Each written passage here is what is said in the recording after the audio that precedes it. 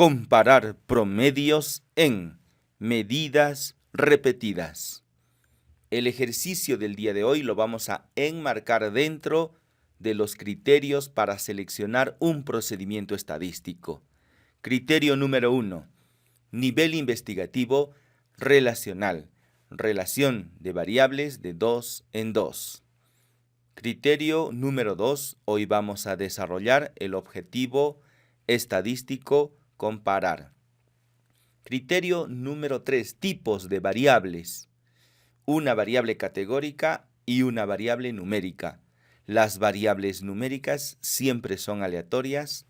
Las variables categóricas en este ejercicio son fijas. Criterio número 4. Tipo de estudio longitudinal. Varias mediciones sobre el mismo grupo se le conoce como medidas repetidas. Comparación intragrupo o intrasujeto. Y el procedimiento de elección para dos medidas, TD-Student para muestras relacionadas. Criterio número 5, diseño del estudio. La comparación antes-después involucra un tiempo entre ambas medidas. Puede ser un acontecimiento o una intervención y dependiendo de ello, este procedimiento se puede realizar para estudios observacionales como experimentales. Criterio número 6. Comportamiento de los datos. Y hablando de variables numéricas, se exige distribución normal para el desarrollo de una prueba paramétrica. También se exige variable numérica, pero ese es el criterio número 3. Cuando de comparar medidas se trata, la distribución normal no se busca en cada medida, sino en la variable diferencia. De hecho, el procedimiento que vamos a desarrollar el día de hoy se analiza en la variable diferencia y lo vamos a demostrar. El planteamiento número 1 de nuestra hoja de trabajo dice que se ha evaluado el peso de un grupo de mujeres antes de la gestación y 3 meses después del parto. Pregunta: ¿la gestación incrementa el peso de las mujeres en más de 2 kilogramos? Aquí hay algunas particularidades. Primero, la hipótesis es de una sola cola. Y segundo, no solamente buscamos saber si hay diferencias, sino deseamos saber si este incremento es mayor a 2 kilogramos. La hipótesis convencional siempre busca diferencias. Es distinto, es diferente, no son iguales. Pero cuando se trata de una hipótesis a una sola cola, a veces buscamos demostrar un incremento, a veces una disminución. Esto depende del contexto. Buscamos un incremento cuando, por ejemplo, tenemos un grupo de personas con anemia, les suministramos un suplemento de hierro y claro que buscamos demostrar el incremento de la hemoglobina. Buscamos una disminución, por ejemplo, como cuando nos vamos al gimnasio y esperamos pesar menos al final del periodo de entrenamiento. Así que no siempre buscamos diferencias, sino que a veces buscamos demostrar incrementos, a veces disminuciones, y eso es la prueba de hipótesis a una sola cola. Comencemos con el desarrollo de nuestra tabla.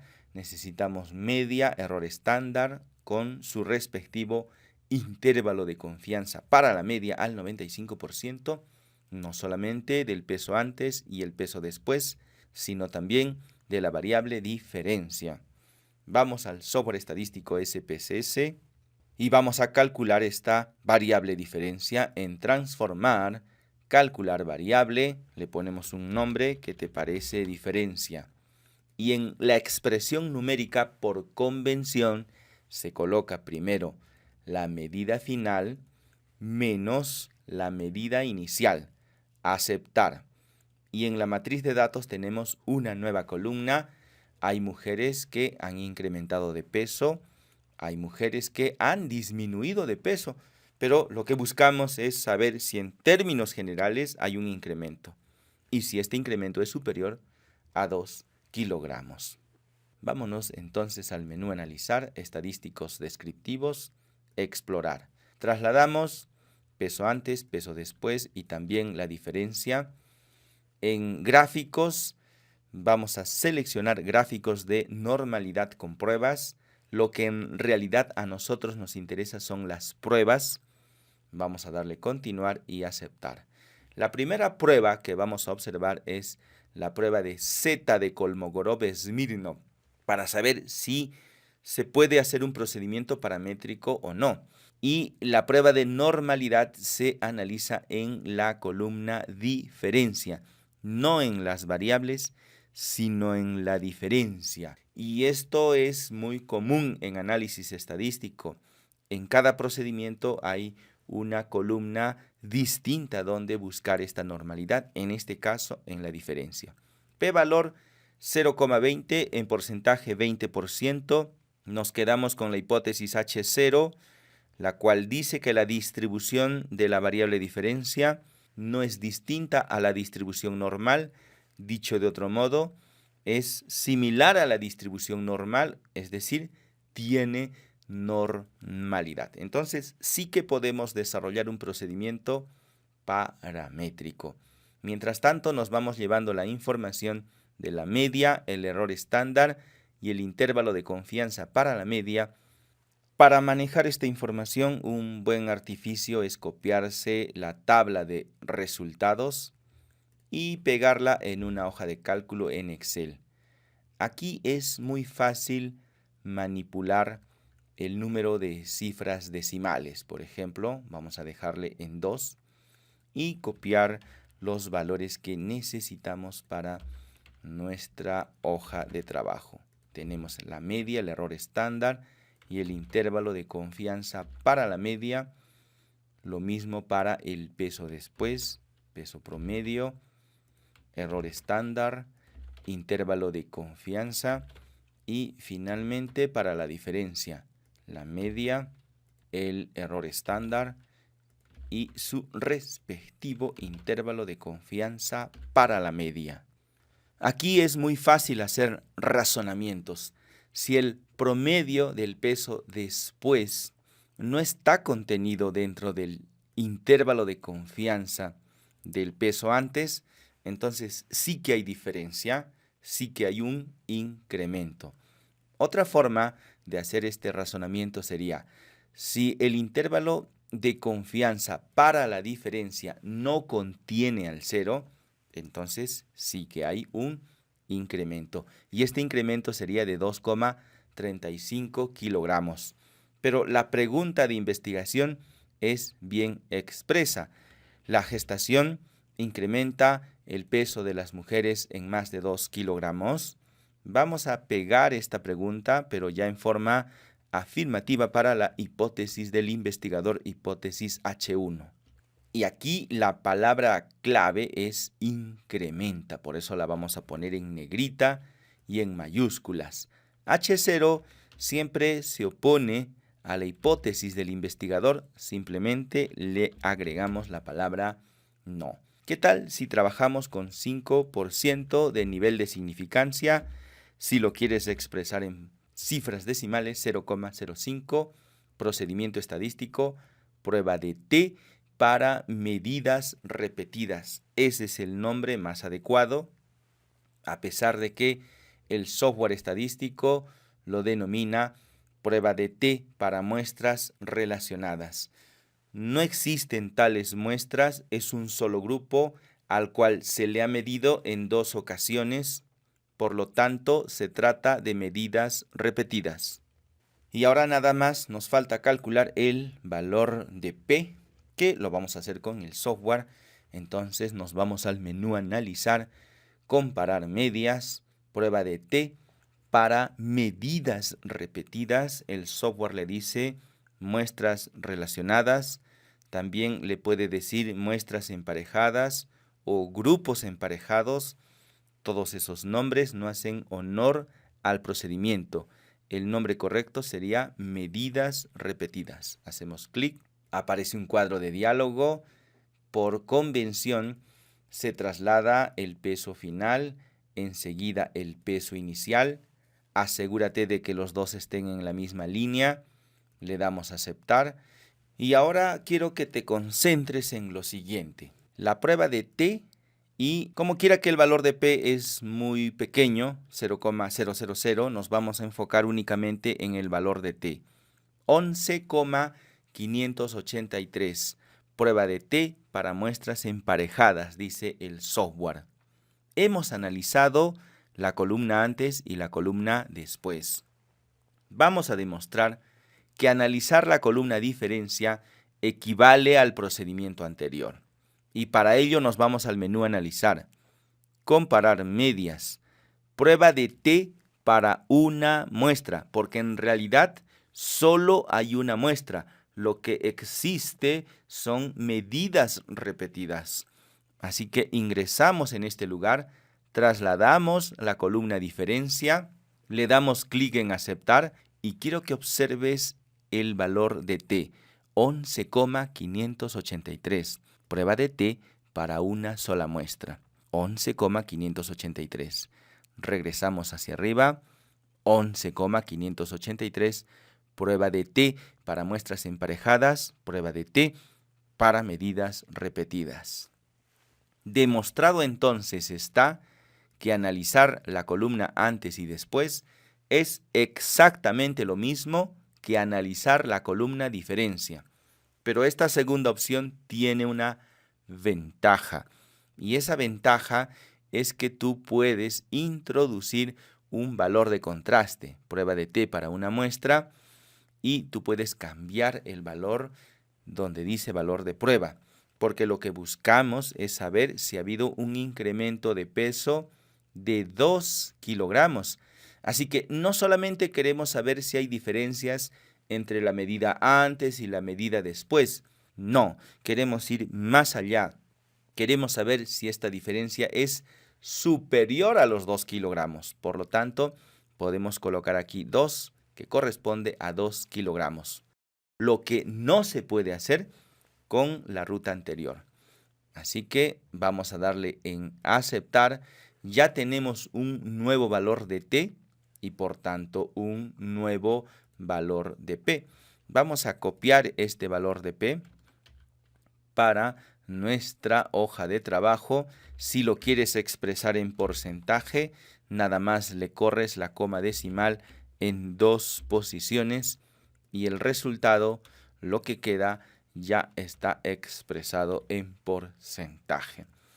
Ahora regresemos al software y vamos a demostrar que con la ruta anterior, analizar, comparar medias, prueba de T para muestras relacionadas, no hay una opción para que tú coloques esos 2 kilogramos de diferencia. Nada más busca saber si hay diferencias entre una medida y otra. Por lo tanto, y dado que es equivalente a analizar la columna antes y después a analizar la columna diferencia, lo correcto es analizar la columna diferencia. Demostrado está que la prueba de T para medidas repetidas es la misma que la prueba de T para una sola muestra. Pero no solamente queremos saber si hay un incremento de 2 kilogramos, sino que además la prueba de hipótesis es a una sola cola. Queremos saber si ha aumentado. En ese caso, el artificio consiste en dividir esta cifra exactamente en 2. Entonces sacamos nuestra poderosa calculadora científica y el valor de P lo dividimos entre 2.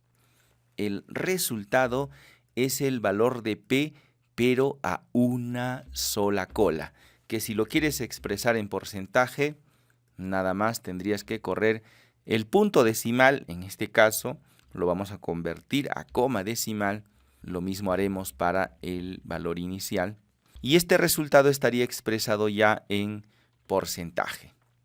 ¿Listo? Vamos a demostrar que lo que hemos realizado es correcto.